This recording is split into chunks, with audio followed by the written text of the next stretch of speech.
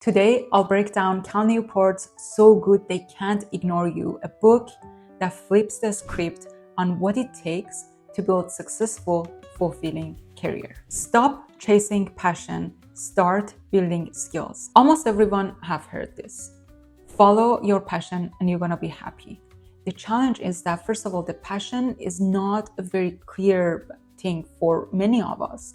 And a lot of us are multi-passion, myself included. So this whole follow your passion, it encourages people to chase after something that we're not even sure what that is. What the book really suggests is to take on the craftsman mindset and really focus on mastering what you have and offering value rather than saying, oh, let me try to find this job that would make me happy. Instead, try to focus on your skill set and on what you are offering, on the value that you're offering. Think about chefs, designers, engineers that we admire. Many of them didn't start their job with a very clear, this is my passion, I know that I'm gonna be the best chef in the world and I'm gonna take this on and just continue. They started doing something that they enjoy and they really mastered their values. They took on challenges and problems and they delivered good results. And one step at a time, they got better and better.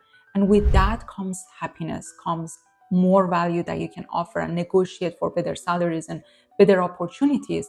And that's how you see many of those people that we admire, that they're on top of their field. So here's your action step.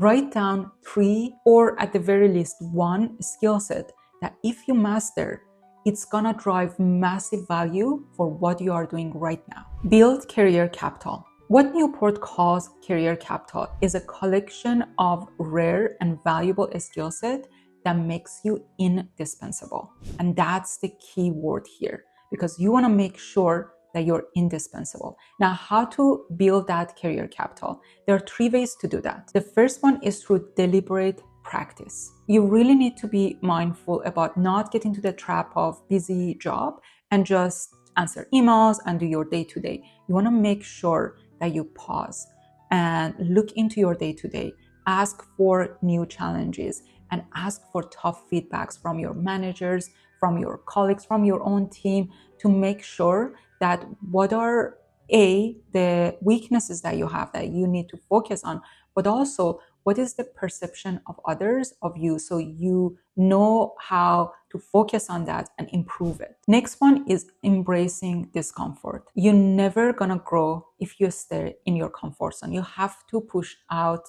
and go to that discomfort zone to make sure that you're gonna gain the skill sets. Otherwise, if you're in a role that is really easy for you to do it, you can do it, your eyes closed, that's not a great situation for your own career growth.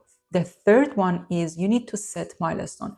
You shouldn't wait for a promotion before you say, okay, so this is now my milestone.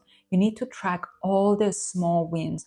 When you gain a new skill set, a new certificate, if you're delivering something great and gaining good result, these are all the things that you need to track and set up milestone for yourself.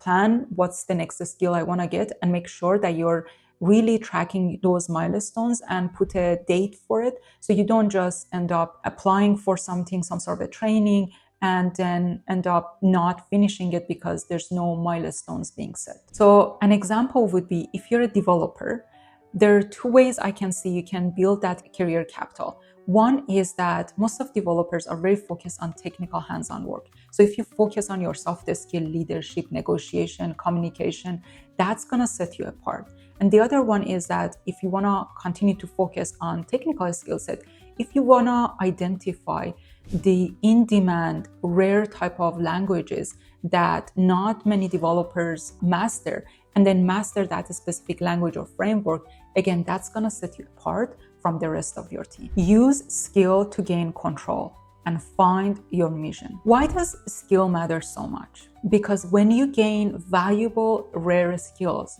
you get leverage. That means that you can ask for flexibility in your working hours, you can ask for raise, for promotion, for a new role, for better projects, better opportunities. You gain that leverage and control. Here's the point.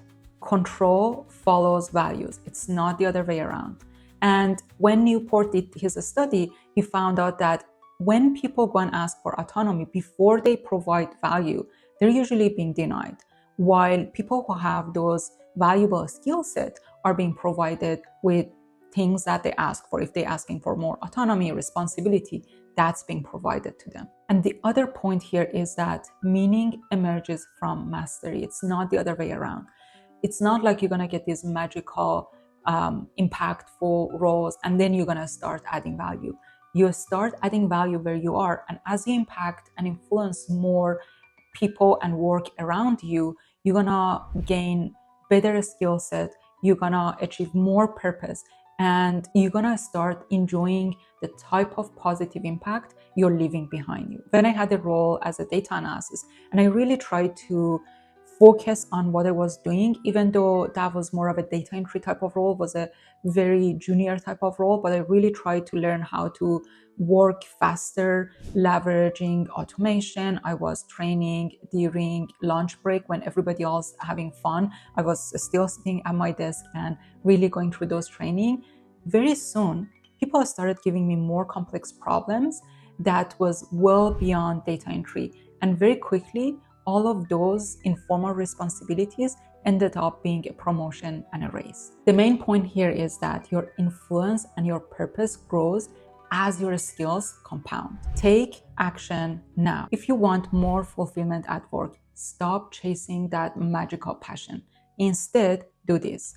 First of all, identify one valuable skill set that would set you apart. Then, make sure that you practice that skill very deliberately. That means every single day. And if you can't, at the very least, every single week, because you want to compound that knowledge and that skill set. The next one is that you want to grow and stretch where you are. So you want to ask for new projects. You want to, if there's a problem at work, you want to volunteer to help solving that.